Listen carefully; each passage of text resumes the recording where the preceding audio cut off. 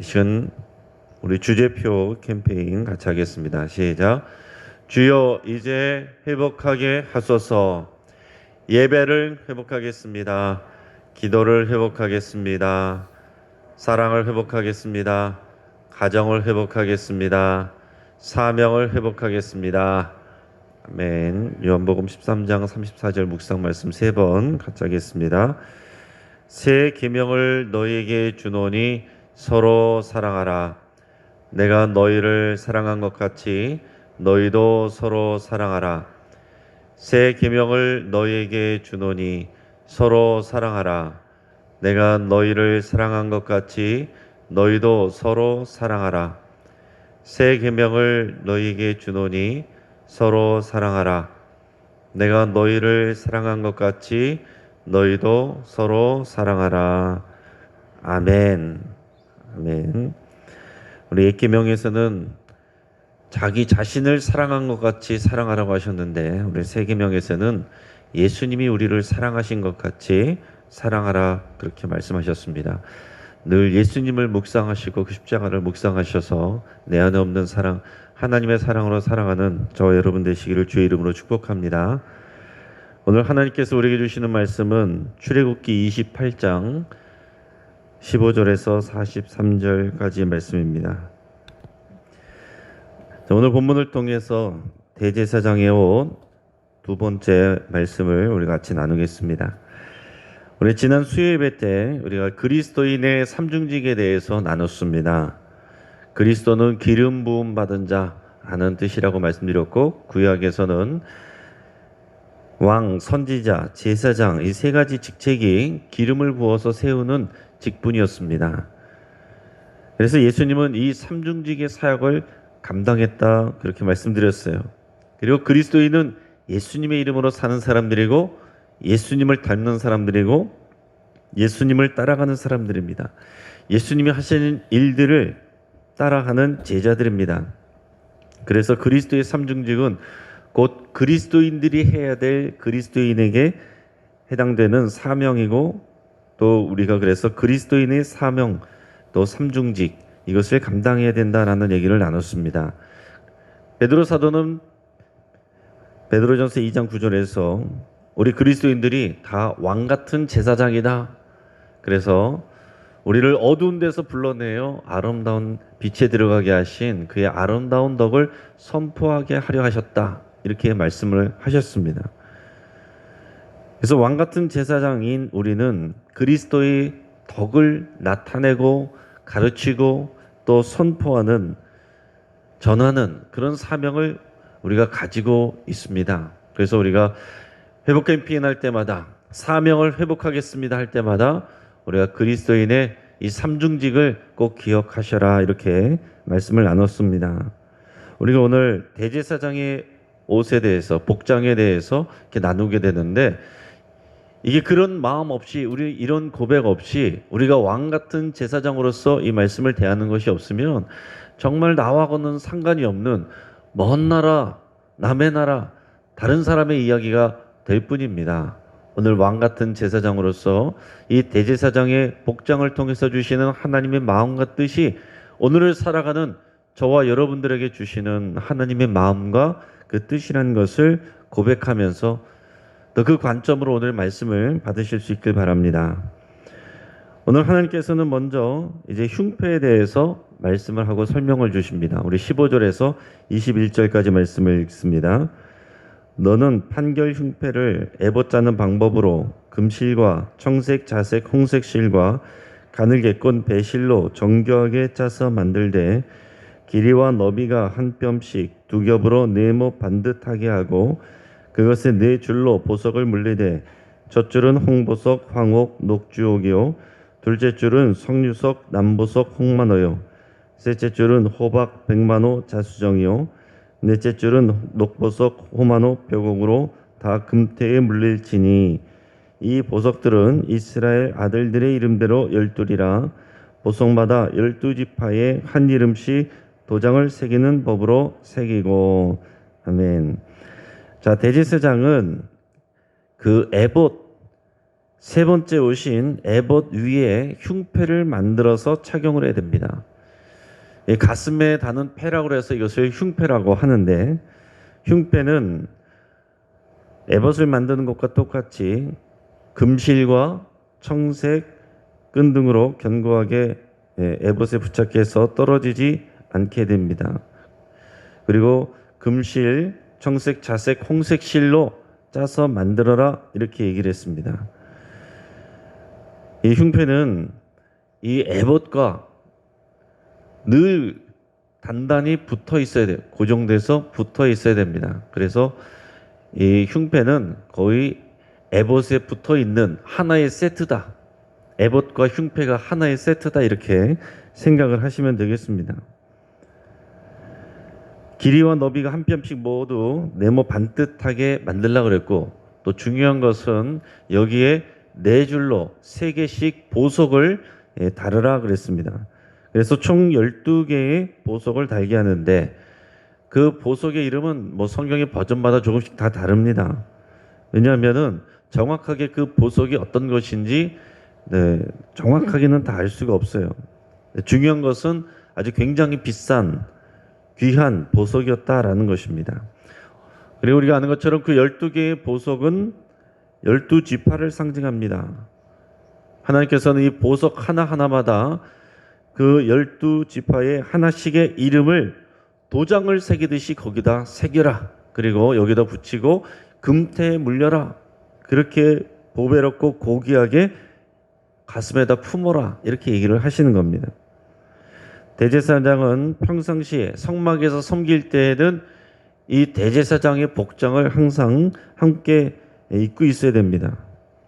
자, 무슨 얘기입니까? 대제사장은 자기 혼자만의 삶을 사는 게 아니에요. 그냥 자기 인생 자기가 사는 사람이 아닙니다. 대제사장은 자기 백성들 그 12지파를 보석처럼 가슴에 안고 하나님에 나가는 사람이 대제사장이다라는 뜻입니다. 따라서 왕 같은 제사장인 우리도 그냥 우리의 개인의 생각과 개인의 뜻과 개인의 스케줄과 개인의 인생의 행복을 위해서 살아갈 수 있는 사람이 아니다라는 얘기입니다. 우리가 왕 같은 제사장이라는 것을 여러분 기억을 하시고, 내가 사명을 회복하겠습니다라고 말할 때마다 우리 안에는 나는 왕 같은 제사장의 역할을 감당하겠습니다. 그게 들어있는 거예요. 그럴 때는 내게 맡겨주시고 내게 붙여주신 내 가족들, 우리의 모든 교우들, 우리 영신교회 공동체, 내게 맡겨주신 내가 만나는 그 사람들을 다 한 사람 한 사람 보면 부족하고 연약하지만 하나님의 눈으로 그들을 보석처럼 내 가슴에 품고 금태로 둘러서 하나님 앞에 나아가겠습니다라는 그 고백이 있어야 된다라는 얘기입니다. 이 사람도 싫고 저 사람도 싫고, 그래서 이 사람 자르고 저 사람 자르고 내 마음에 맞는 사람들과만 내가 신앙생활 하겠다, 이렇게 생각하고 살아갈 수가 없는 존재들이라는 것입니다. 우리는. 한편 흉패는 판결 흉패라고 부릅니다. 그 에봇에 달린 흉패에는 신탁을 위한 도구가 들어 있습니다. 신탁이란 것은 뭐냐면은 하나님께서 또 사람을 매개자로 해서 그 뜻을 나타낼 때, 무엇을 가르쳐주고 뜻을 나타낼 때 그 대답을 하는 것을 신탁이라고 합니다. 그런데 그런 도구가 이 흉패 안에 있는데, 오늘 보면 흉패를 두 겹으로 만들려고 그랬습니다. 그러니까 쉽게 생각하면은 이것을 주머니처럼 만들어서 그 흉패 안에 판결 도구, 신탁의 도구를 넣어놓으라라는 얘기입니다. 그 안에 신탁 도구인 우림과 둠밈을 넣어두라 그랬습니다. 29절과 30절 우리 말씀을 같이 읽겠습니다. 시작. 아론이 성소에 들어갈 때에는 이스라엘 아들들의 이름을 기록한 이 판결 흉패를 가슴에 붙여 여호와 앞에 영원한 기념을 삼을 것이니라. 너는 우림과 둠밈을 판결 흉패 안에 넣어 아론이 여호와 앞에 들어갈 때에 그의 가슴에 붙이게 하라. 아론은 여호와 앞에서 이스라엘 자손의 흉패를 항상 그의 가슴에 붙일지니라. 아멘. 자, 이 우림과 둠밈, 이 말은 있는데 이것이 정확하게 어떻게 생겼는지, 어떤 식으로 이것을 사용해서 신탁을 받는지, 그것은 이제 남아있는 기록이 없습니다. 알려진 바가 없어요. 그래서 사람들이 이것을 추측할 뿐입니다. 그래서 어떤 신학자들은 우림 이것은 빛을 의미한다. 둠밈 이것은 진리를 의미한다. 이렇게 얘기를 합니다. 그래서 어떤 사람 추측할 때 우림은 흰색의 돌일 것이고 둠밈은 검은색의 돌일 것이다. 그래서 하나님 앞에 기도하면서 중요한 질문을 하고 대제사장이 그 흉편에 손을 넣어서 보지 않고 둘 중에 하나를 꺼냈을 때에 그것을 통해서 하나님께서 yes or no로 대답하신 그렇게 해서 신탁을 받았을 것이다. 이렇게 생각하는 경우도 있습니다. 그러나 확인된 건 없어요. 정확한 건 알 수 없습니다. 그러나 우리 성경에서 보면은 하나님의 뜻을 우리가 구할 때에 제비뽑기를 하는 것과 같이 우림과 둠민도 그런 비슷한 방법으로 사용했을 거다라고 우리가 생각은 할 수 있습니다. 자, 이것을 우리에게 적용한다면 뭡니까? 왕 같은 제사장들은 반드시 나 혼자만의 생각과 관점 가지고 살아갈 수가 없는 사람들이고 가슴에 나에게 맡겨주신 사람들, 내 공동체를 새기고 보석처럼 여기고 하나님 앞에 나가야 된다 그랬습니다. 그래서 내 공동체를 사랑하지 않고 내게 맡겨주신 내가 만나는 사람들을 사랑하지 않고 내가 판단하고 말하고 여러 가지 세상 지식으로 하는 것 다 그것은 부질없는 일입니다. 우리는 그 이름들을 가슴에 안고 하나님 앞에 나가면서 신탁을 받아야 되는 사람들이에요. 쉽게 말하면은 우리는 하나님의 뜻을 물어야 되는 사람들입니다. 내 뜻이 아니라 내 가슴에 품은 그 사람들을 위한 하나님의 뜻이 무엇인지 하나님의 계획이 무엇인지 그것을 묻고 그것을 위해서 기도해야 되는 사람이 우리들이다라는 얘기입니다. 자, 하나님은 이제 그 다음에 방울과 또 폐에 대해서도 말씀을 하십니다. 또 하나님은 또 에봇 전에 입는 겉옷에 대해서도 이제 먼저 말씀하시는데 청색으로 물들인 천에다가 가운데 구멍을 뚫어서 이제 머리를 이렇게 쑥 집어넣을 수 있게 하고 그것을 이제 띠띠게 합니다. 그 옷 가장자리로는 이게 겉옷인데 청색 옷을 입는 거예요. 청색 가운처럼 입는 것입니다. 그 가장자리로는 청색, 자색, 홍색 실로 석류 모양을 만들어서 술을 놓고 달아라 그랬습니다. 그리고 금방울을 만들어서 또 달아라 그랬습니다. 오늘 31절에서 35절까지 말씀을 우리 같이 읽습니다.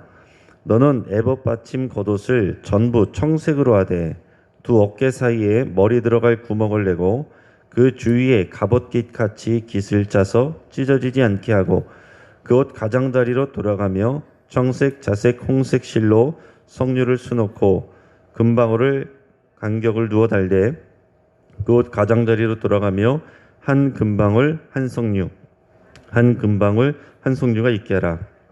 아론이 입고 여호와를 섬기러 성소에 들어갈 때와 성소에서 나올 때에 그 소리가 들릴 것이라. 그리하면 그가 죽지 아니하리라. 아멘. 자, 이 겉옷, 이 푸른 겉옷을 입은 상태에, 그러니까 이 푸른 겉옷은 에봇 전에 입는 것이죠. 그래서 여기서 보면은 에봇의 받침 겉옷이라고 그렇게 표현하고 있습니다. 자, 이 청색 옷을 입고 중요한 것은 그 끝에다가 금방울을 달아라 라는 얘기입니다. 그래서 대제사장이 성소 안에서 일할 때는 딸랑딸랑 움직일 때마다 딸랑딸랑하는 금방울 소리가 났을 것입니다. 이 대제사장의 금방울에 대해서 잘못된 내용이 많이 알려져 있습니다. 보통 어떤 내용으로 알려져 있냐면 대제사장이 이제 대속죄일 때 피를 가지고 지성소에 들어갈 때 만약에 대제사장이 죄가 있으면 하나님 앞에 성결하지 못하면 그가 지성소에서 죽을 수 있다라는 거예요. 그 안에서 이제 딸랑딸랑 소리가 나면은 대제사장이 살아서 움직이고 있구나라고 생각하는 것이고 소리가 나지 않는다. 갑자기 소리가 나지 않는다 그러면은 그가 하나님 앞에서 뭔가 불경한 것이 있고 죄가 있어서 하나님 앞에서 죽었구나 생각을 해야 되는데 아무도 들어갈 수가 없기 때문에 그 대제사장의 발에다가 끈을 미리 묶어놔 가지고 방울 소리가 들리지 않냐면은 그 끈을 잡아당겨서 시신을 처리하라. 이런 얘기들을 우리가 많이 들었습니다. 보통 이런 얘기들을 설교도 하고 많이 들어요. 그러나 이것은 맞지 않는 얘기입니다. 왜냐하면은 뒤에 보면 대제사장은 지성소에 들어갈 때는 다른 때는 이 모든 옷을 다 갖춰 입지만은 들어갈 때는 이것을 다 벗고 겉옷과 에봇도 다 벗고 그리고서 그 안에 있는 반포속어 기본적인 옷만 입고 들어가게 돼 있습니다.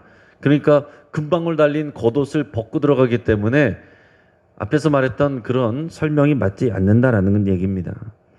또 레위기 10장에 보면 아론의 아들 아비후, 나답과 아비후가 제사장으로서 성소에서 처음 분향을 하는데 분향하다가 죽는 사건에 대해서 기록하고 있습니다. 성소에 들어가서 이 분향단에 분향을 하는데 그 불을 가지고 향로를 가지고 가서 분향을 하는데 그들이 하나님 앞에서 불경하고 죄를 지었기 때문에 성경에 보면 하나님이 명하시지 않은 불을 사용하다가 향로에서 불이 나와서 그들을 삼켜버렸다. 그래서 그들이 죽었다라고 기록하고 있어요. 그 명령을 소홀하게 생각하고 지키지 않았다라는 것입니다. 원래 그 분향단에 사용하는 불은 아무 불이나 그렇게 사용하면 안 되는 것이고 번제단에서 번제를 드리고 난 다음에 거기서 사용했던 그 불을 그 희생의 제사를 드린 그 불을 가지고 와서 하나님 앞에 분향할 수 있어요. 그러니까 우리에게 적용한다면은 하나님 앞에 우리 모든 죄를 고백하고 나서 그러고 나서 하나님 앞에 올려드리는 기도가 하나님이 받으실 만한 기도가 된다라는 얘기입니다. 그러니까 우리가 평상시에도 우리의 죄들을 고백하고 하나님께 회개하는 기도는 참 중요한 기도가 되는 거예요. 자, 근데 그렇게 죽었을 때 그 레위기 10장에 보면은 다른 레위인들이 들어가서 그 시체를 메고 나오도록 그렇게 명령한 것을 볼 수가 있습니다. 그러니까 우리가 대제사장이 죽었을 때 방울 소리가 들리지 않으면 끈을 묶어서 질질 이렇게 잡아당겨서 내온다. 그런 얘기는 맞지는 않는다는 얘기입니다. 자, 그런데 그들이 다른 불을 들여서 죽었다라고 그랬는데 그 레위기 10장에 있는 말씀을 뒤를 조금 더 읽어보면 하나님의 하신 말씀이 있는데 하나님의 하신 말씀을 비춰서 보면 그들이 아무래도 왜 다른 불로 드렸는가라고 생각을 할 때 그들이 술 취해서 판단력이 흐려졌구나 하는 것을 생각을 할 수가 있습니다. 레위기 10장 8절에서 11절까지 그들이 죽는 사건이 있은 다음에 하나님께서 어떤 말씀을 주셨냐면 제가 읽어드리겠습니다. 여호와께서 아론에게 말씀하여 이르시되 너와 네 자손들이 회막에 들어갈 때에는 포도주나 독주를 마시지 말라. 그리하여 너희 죽음을 면하라. 이는 너희 대대로 지킬 영영한 규례라. 그리하여야 너희가 거룩하고 속된 것을 분별하며 부정하고 정한 것을 분별하고 또 나 여호와가 모세를 통하여 모든 규례를 이스라엘 자손에게 가르치리라. 아멘. 자, 이게 무슨 얘기입니까? 이 제사장들이 회막으로 들어올 때, 성막 안으로 들어올 때에 절대로 독주나 포도주를 마시지 않은 상태로 들어와라. 그렇게 얘기했습니다. 그러니까 그거 마셔서 죄가 된다는 얘기가 아니고 지금 여기 들어올 때는 그건 마시지 말라는 얘기예요. 왜 마시지 말아야 되느냐? 이 사람들은 분별해야 된다라는 얘기입니다. 분별해야 될 그런 사명이 있어요. 거룩하고 속된 것을 분별해야 되고 부정한 것, 정한 것을 분별해야 되는데 그리고 하나님께서 말씀하신 규례를 백성들에게 가르쳐줘야 되는데 그러려면 내 정신이 멀쩡하고 깨끗해야 된다는 얘기입니다. 근데 독주나 포도주를 마시면 판단력과 분별력이 흐려지기 때문에 그래서 하나님 앞에 맞지 않는다라는 얘기예요. 이것을 우리에게 여러분 우리가 적용한다면 무슨 얘기가 되겠습니까? 우리는 거룩하고 속된 것, 부정한 것, 정한 것, 하나님의 뜻이 아닌 것 이것을 우리가 왕 같은 제사장으로서 분별할 수 있어야 된다는 얘기입니다. 우리가 이것도 맞고 저것도 맞고 세상에서 다들 그러니까 괜찮다.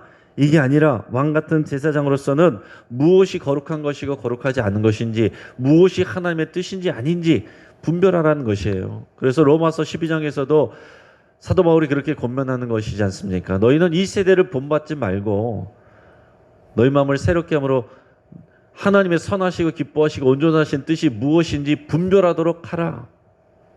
이게 복음을 받은 사람들, 왕같은 제사장들의 그런 당연한 사명이고 의무입니다. 여러분, 교회에서는 그리스도인들처럼 살아가고 교인들처럼 살아가고 교회 바깥에서는 내 마음대로 살아가면 우리는 왕같은 제사장의 삶을 살아가는 게 아니다 라는 얘기입니다. 더더군다나 우리의 가슴에는 우리에게 맡겨주신 그 영혼들, 우리 공동체를 우리가 품고 우리가 나가는 사람들인데 우리가 분별할 수 있어야 되고 맑은 정신으로 살아가야 된다는 것을 하나님께서 말씀해주고 있습니다. 그 뒤에도 보면은 이제 머리에 쓰는 관에 대해서 얘기하고, 중요한 것은 관보다 대제사장은 그 앞에 패를 만들려고 그랬어요. 순금으로 만들어서 패를 만드는데 그 패에다가 뭐라고 쓰느냐, 여호와께 성결 이렇게 쓰게 됐어요. 여호와께 성결.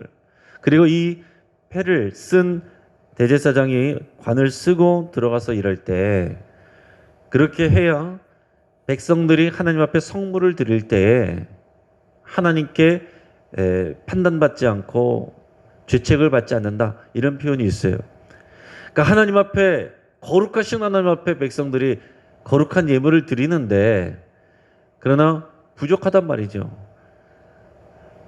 대제사장은 그들을 대신해서, 대제사장도 부족하지만 여호와께 성결이라는 이 패를 명령대로 순종하여서 쓰고 나가면 하나님 앞에서 하나님이 그를 성결하게 여기고 그가 대표이기 때문에 그 백성들의 성물도 받으신다라는 뜻입니다. 그러니까 여호와 앞에서 이 대제사장이 그러는 것처럼 왕 같은 제사장들은 항상 어떻게 생각하고 나가야 됩니까? 내 이마에 여호와께 성결이라고 써 있는 것처럼 여러분 생각하고 사셔야 된다라는 얘기입니다. 음란하고 더러운 것들은 생각하지도 말고 여러분 거룩한 것을 추구하고 생각하셔야 된다는 거죠. 그리고 마지막에 보면은 대제사장과 제사장들 모두가 공이 그 안에 그 속바지를 만들어서 입게 돼 있어요. 허리에서부터 넓적다리까지 가리라고 그랬어요. 그러니까 제단에 올라갈 때 너의 하체가 드러나지 말라, 이런 얘기입니다. 왜 그러느냐? 하체는 인간의 욕망을, 원초적인 욕망을 상징합니다.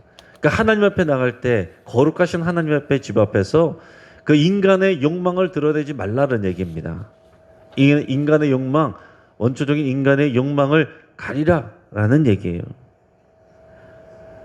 그것이 하나님을 섬기는 제사장들, 왕 같은 제사장들인 우리가 새게 되는 얘기들입니다. 우리는 여호와께 섬기려는 이 패를 머리에 새긴 것처럼, 그리고 우리의 인간적인 욕망을 가리고 하나님 앞에 나가야 된다라는 뜻입니다. 이제 말씀을 정리하면 이렇게 대제사장과 제사장의 복장을 통해서 알 수 있는 것은 뭡니까? 우리 하나님은 거룩하신 하나님이시라는 거예요. 그러나 하나님 앞에 나가는 인간들은 언제나 죄를 짓습니다. 우리가 실수를 합니다.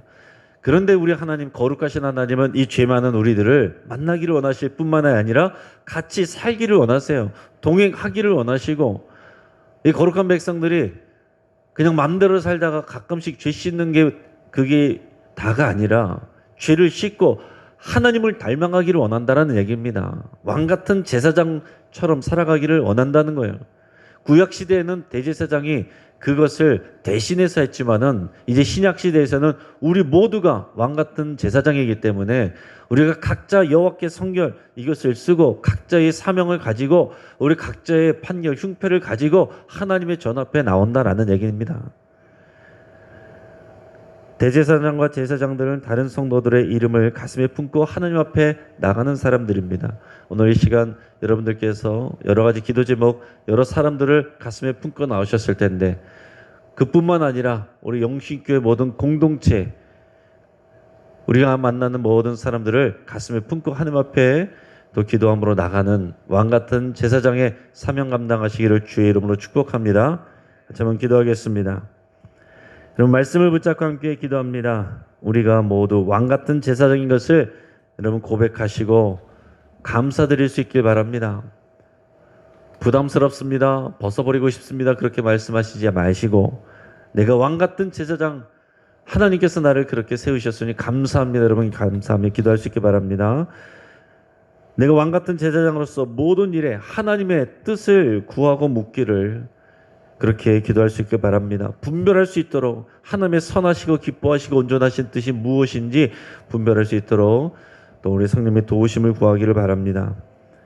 나의 몸과 나의 마음과 나의 영혼을 성결하게 관리하기를 여러분 결단할 수 있기를 바랍니다. 음란과 쾌락과 또 육체적 욕망으로 나를 더럽히지 않기로 여러분 결단할 수 있기 바랍니다. 우리 가정을 위해서 기도할 때 우리 가족들의 이름을 보석처럼 가슴에 품고 축복하며 기도할 수 있기를 바랍니다.